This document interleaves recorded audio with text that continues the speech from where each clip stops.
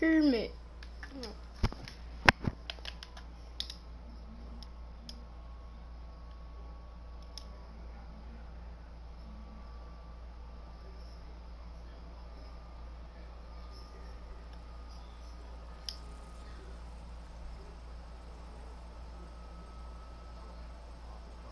Using Jay-Z territory at this point, Bob Dylan territory at this point.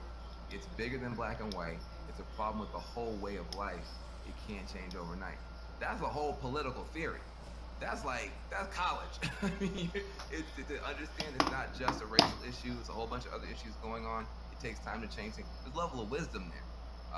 And I think it just comes out. This generation has seen so much already. They've gone through so much already. They know it's not a simple thing. It's going to take a long time, but that's different than fight the power. My generation, our anthems were all like, we're going to turn it over today. We're going to make change tomorrow. I think this is a new twist on hip hop politics coming through in the song. You can't have a political movement without political music. It's just never happened. You go back to the labor movement, civil rights movement, women's rights movement. You always have musicians and artists step up because a revolution is a change of heart first before anything else changes in law and politics and government, in the economy. The first change has to be in the human heart, and that's what art does. Art moves you. Music moves you. And I'm just so proud that Lil Baby is using his platform to move this whole country forward and to move this cause forward. All right, my girl Jamel Hill is going to take over for me. She gets the honor. I'm kind of jealous, but she gets the honor of talking to Oye, and interviewing así, the great Killer Mike. He y están is diciendo an cosas de mi author. blackness He's an actor. He's y an cómo no activist. puede He's a penalizar. musician. He's a living ¿Eh? legend. Listen to Killer Mike.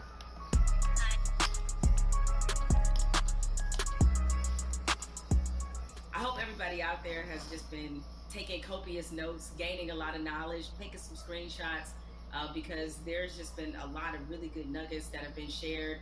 Hope you're inviting all your friends in and really having the kind of conversation in this country I certainly have not seen in my lifetime. And I'm curious to hear the thoughts of my guest right now, Killer Mike. Mike, we've been at this moment many times in our country where Yeah. tragedy has struck. About this issue in particular, we've seen these videos before, but right now it feels like the world is just changing right before our very eyes. I can kind of imagine how some of our elders felt during the civil rights movement to see the world just changing right Absolutely. before our eyes. So you're there in Atlanta, where certainly there was a recent incident with Rashard Brooks, and you've been absorbing everything that's been happening in the country up until this moment. So how are you kind of handling all of this emotionally right now? Man, as an American, it's hard because it's just it's a growing pain of sorts. You know what I mean? We know that our country is progressing. We know that on the other side of that progression, that we all are going to be better.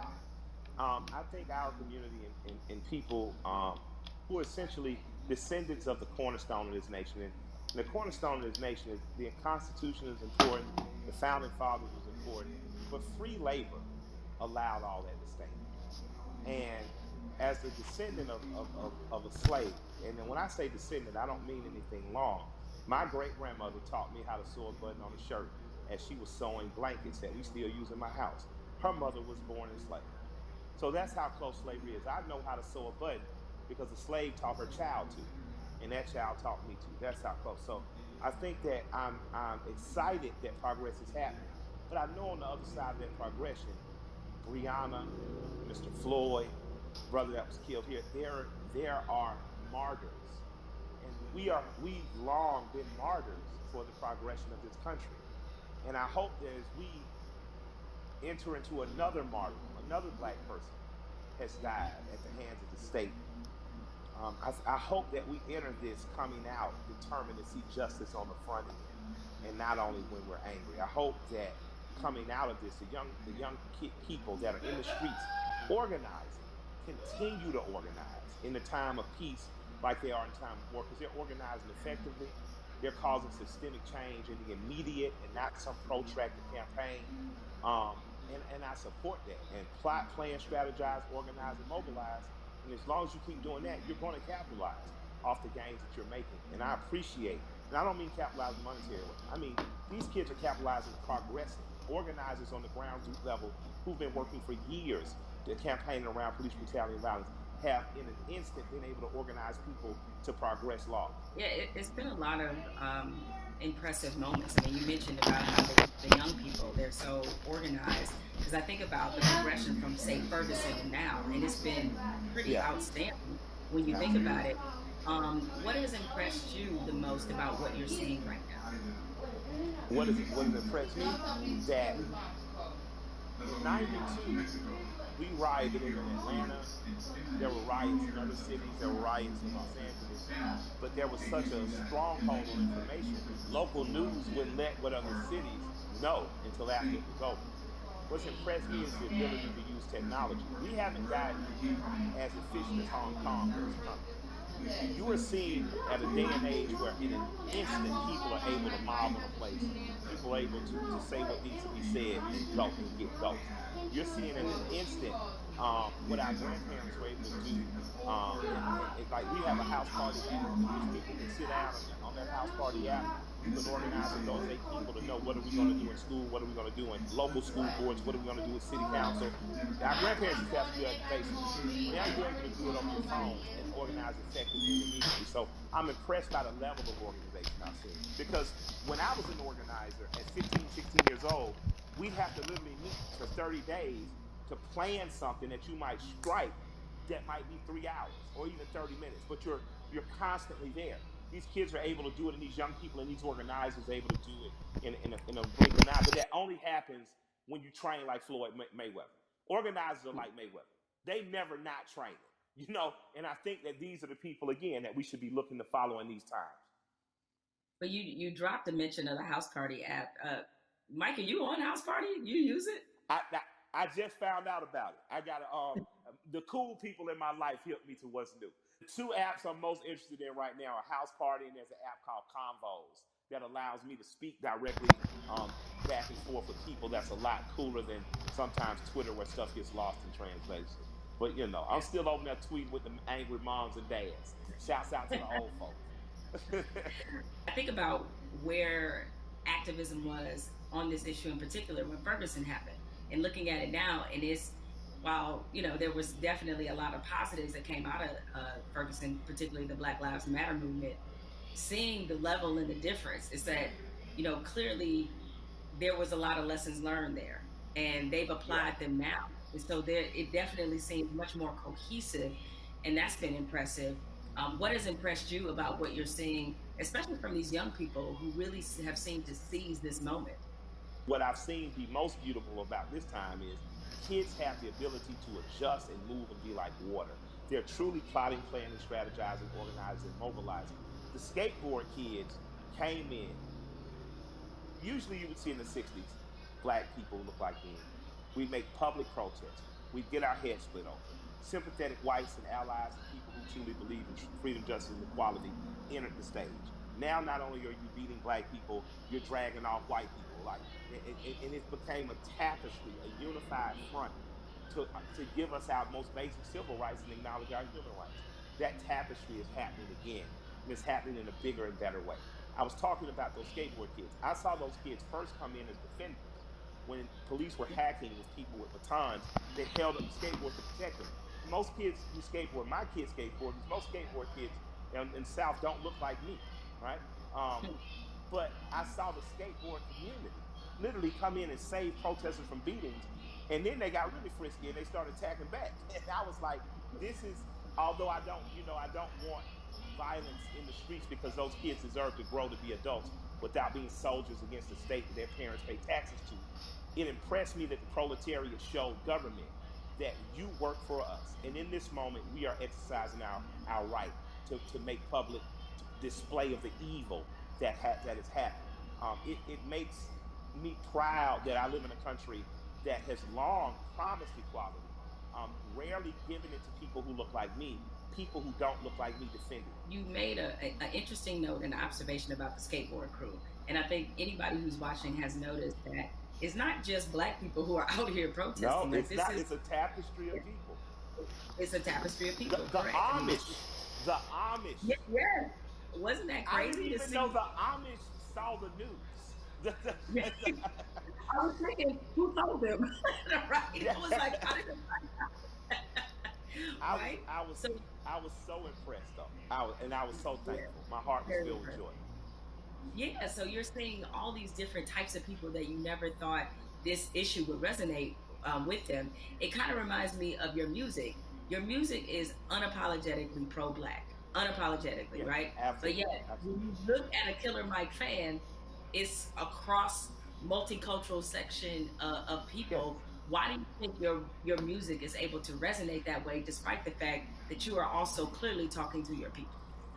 Yeah, I'm proud to be me. I like me. I like black people. I'm not making no excuses. I'm not making no apologies coming in the door. I love us. I am in love with us. And because I love me, it has nothing to do or affecting my love of others. I have a very good friendship with East Indian cousins, Raj and Neil. They own the store right next to Walters on What's Happening. So if you're from Atlanta, you know about Walters. If you're a big guy from Atlanta, you know about, the store right next door. These guys have always just been good to me. Raj went to India. He came back, brought my wife incense, these beautiful little elephant characters. He's proud to be Indian. I've learned about being Indian from my Indian friend. When you're truly who you are, how could you be offended? How could you not love it or like it? Like, man, I'm a part of the original people on earth. I'm from the continent that birthed all humanity. I think when you wear that proudly and unapologetically, and not from a place of needing someone to be below you, there's no reason for a people not to like you. I like you. I got plenty of heroes that don't look like me. There's a portrait of John Brown on my wall in my basement. I thought he's a hero. He doesn't have to look like me. You know what I mean? But I refuse to act like people who look like me aren't great. I didn't say good. I didn't say good enough. I didn't say equal. I said great. I'm from a great and mighty people. And if you can't accept that, then maybe I'm not for you. But I believe that because I am simply who I am, I believe that that gets accepted. Because you know what? I remember being on a tour bus, and I'm on there with a bunch of Northeasterners because of course, my rap partner's a white guy from Brooklyn. And we're on there and watching Swamp People, and everybody's laughing. And I come up staggering to the front, and I look at it, and I start smiling, and I look at the room and say, I got more in common with them than any of y'all. And I just walk to the back. Now, because it's the truth. I'm a Southern boy. My grandparents from Alabama and rural Georgia. I grew up more like people on those shows. So I think across cultural lines and across racial lines, people identify with me, but just because I'm your typical American guy. You know what I mean? And I have some special things. I'm not going to deny that I'm special. I was a smart kid, went to Morehouse, had an understanding of some cool stuff. I married a beautiful woman, that helps. But I think that ultimately what resonates with people is that I'm a regular guy. One of my best friends in the world is a white guy from Brooklyn.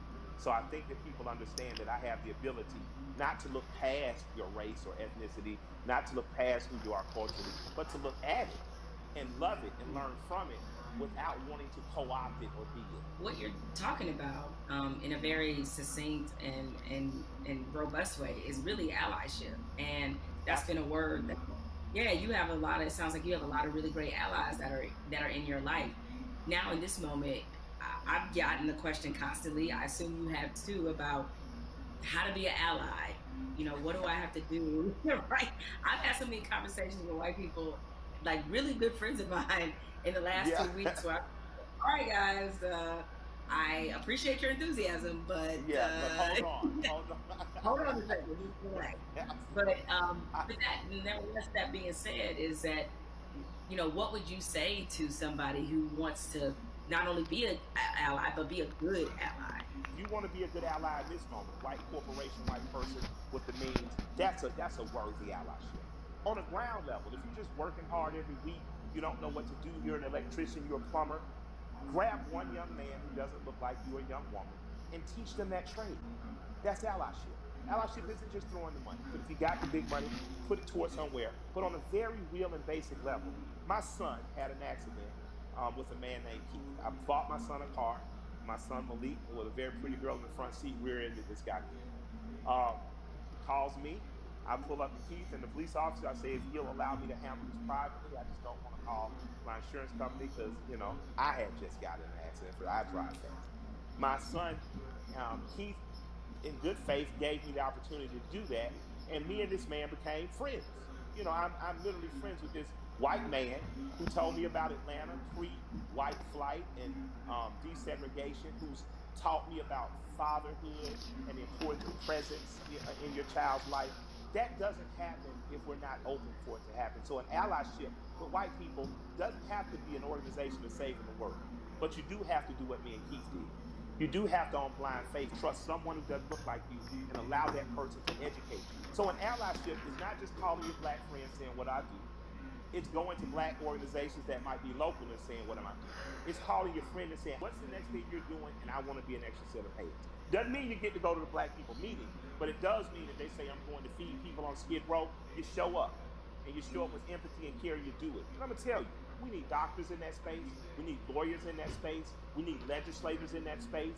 We need the people who are really empowered to be in that space, because there's some things that need to happen on ground level that once the grassroots people have gotten here, there needs to be money put behind these things. A lot of the problems that we have now that are erupting could have been solved in 96, 2006, 2016, and all these other years, but we chose not to because we trusted the right thing's going to happen. Right thing's not going to happen unless we make it. And after that, you have the potential to truly be brothers and sisters. You have the potential to be past the letting cultural, national, religious markers evict the fact that I know that I'm talking and I'm with a human being, and at our very core, past any physical difference, my job is to honor the soul of that other human being. So there's no need to have allies because I'm not at war. I truly have a brother and sister. There's no need to have an ally because there's no threat of war. I refuse to send any 18-year-old boy or girl off to die. And that has to be something that's much, much deeper than policy, much, much deeper than the human condition in the last 500 years. We have to get back to that. So that's my humble opinion. I don't know, where that takes white America, but I hope we stay standing up, fighting together. Mike, we've been having this great conversation, and a lot of people watching, they probably want to know, because again, these things happen in flashes where 1 minute we're talking about this, everybody's fired up, everybody's willing to do things, and then next minute the momentum dies. So how can the people who are watching now, how can they keep this conversation, this action, this momentum going? Take this conversation, get 8 to 10 people around you, your neighbors and people who live within 10 square miles, and start to see what you can do to affect. And then connect with other people that may be in closer proximity, 30, 40, 50 miles, even another city or places that are doing it right, that are doing it right in other places. Connect with those people and just if all of us do a little, no one has to do a lot. If all of us do a little, if all of us pick a little to do, no one will have to do a lot. That's a word right there. If we all do a little bit, nobody has to do a lot. Has to do a lot, absolutely. Nobody has to do a lot. Mike, I have enjoyed this conversation like I enjoy every conversation with you. I can certainly talk to you. Yes, it is mutual. The mutual respect and love in society right here. Thank you. And more importantly, thank you for everything you do on the ground. I mean, so many people, I knew that you tell the truth the way it needs to be told, but a lot of people during this time of crisis have been exposed to you and understand that, you really are for the people. This is called We the People.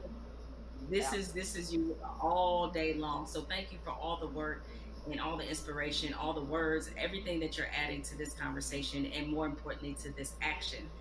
With that said, we have to say goodbye, but we don't have to get out of here just yet, because I'm gonna toss this on to my brother, Van Jules, who can take it from here.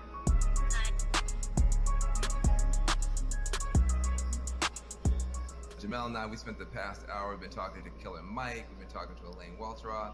We also got a chance to see that amazing video from Lil Baby.